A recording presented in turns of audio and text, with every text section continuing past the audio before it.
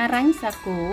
ជាសាលាបឋមសិក្សាមួយដែលស្ថិតនៅតាមបណ្ដោយផ្លូវទៅភ្នំក្រោមមានទីតាំងស្ថិតនៅក្នុងភូមិអារញ្ញសង្កាត់សៀមរាបក្រុងសៀមរាបជាប់ខាងត្បូងវត្តអារញ្ញសាគូសាលានេះមានគ្រូសរុបចំនួន31នាក់ស្រី26នាក់សិស្សសរុបចំនួន935នាក់ស្រីសរុប424នាក់ដើម្បីចូលរួមទិវាបរិស្ថានជាតិនិងអន្តរជាតិ5មិថុនា2025យើងខ្ញុំបានបង្កើតវីដេអូអប់រំខ្លីមួយក្រោមប្រធានបទថ្ងៃនេះខ្ញុំមិនប្រើថង់ប្លាស្ទិកទេកម្ពុជាស្អាតខ្មែរធ្វើបានវីដេអូអប់រំខ្លីនេះផងដែរសម្ដែងដោយក្រុមសិស្សថ្នាក់ទី6គូសូមគោរពអញ្ជើញពុកម៉ែបងប្អូននិងជនរួមជាតិទាំងអស់រីករាយទស្សនាដូចតទៅ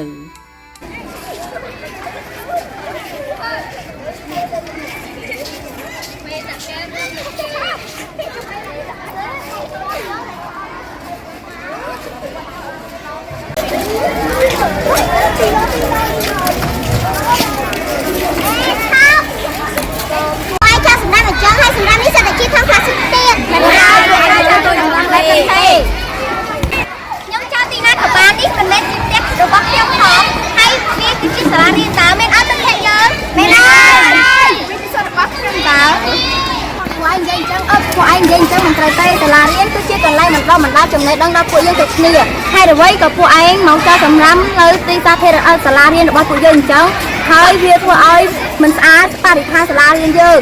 តែមិនស្អាតមិនហើយយ៉ាងនិយាយត្រូវហើយសម្រាប់គឺនៅក្នុងធុងសម្រាមមិនមែននៅក្រៅធុងសម្រាមទេហើយឯងដឹងទេថាការចោលសម្រាមអាចធ្វើឲ្យភពផែនដីឡើងកម្ដៅខ្យល់មិនបរិសុទ្ធប្រសិនបើសម្រាមគាត់ចូលទៅក្នុងដីវាបានរយៈពេលរាប់សិបឆ្នាំទៅរលួយហើយបើសម្រាមនៅលើដីអញ្ចឹង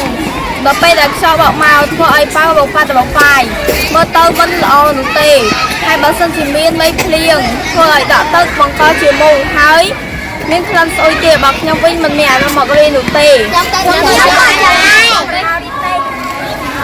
ឥឡូវនេះពួកខ្ញុំយល់ហើយខ្ញុំសូមអរគុណពួកឯងដែលបានយល់ណែនាំអប់រំខ្ញុំហើយខ្ញុំក៏សូមទោសអំពីសម្ដីរបស់ខ្ញុំដែលលើសលួសចំពោះឯងពួកយើងទាំងអស់គ្នាត្រូវតែកាត់បន្ថយការប្រើប្រាស់ថង់ប្លាស្ទិកจากពីខែនេះទៅតោះពួកយើងយកសម្រាមទៅដាក់ក្នុងធុងសម្រាមទាំងអស់គ្នាដល់ពួកយើងនឹងជួយចាប់សម្រាមទៅចាប់ពីខែនេះទៅខ្ញុំក៏ប្រើមកទៅនេះហើយតោះពួកយើង